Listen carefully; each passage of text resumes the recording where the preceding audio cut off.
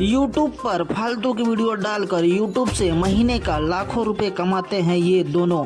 इनकी monthly income इतनी ज़्यादा है कि सुनकर आप सबके होश उड़ जाएंगे। तो दोस्तों, कौन है ये दोनों और क्या है पूरी खबर, उसके बारे में जानने से पहले आप सबने अभी तक हमारे चैनल को सब्सक्राइब नहीं किया है तो कर लीजिए, क्योंकि ऐसे न्यूज़ की वीडियो इस चैनल पे रोज़ मिलती रहती है। दोस्तों, इनके यूट्यूब चैनल का नाम है रूपतारा ब्लॉग्स और इन दोनों का नाम है सोनू और रूपतारा।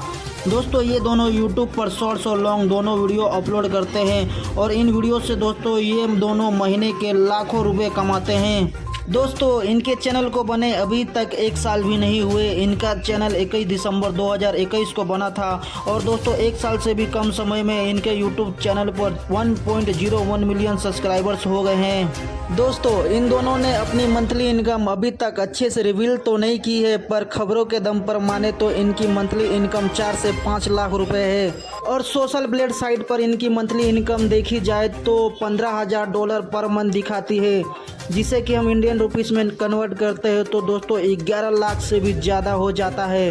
तो दोस्तों, वीडियो अच्छी लगी तो वीडियो को लाइक करें, चैनल को सब्सक्राइब करें। तो चलिए दोस्तों, मिलते हैं अगली वीडियो में, तब तक के लिए बाय।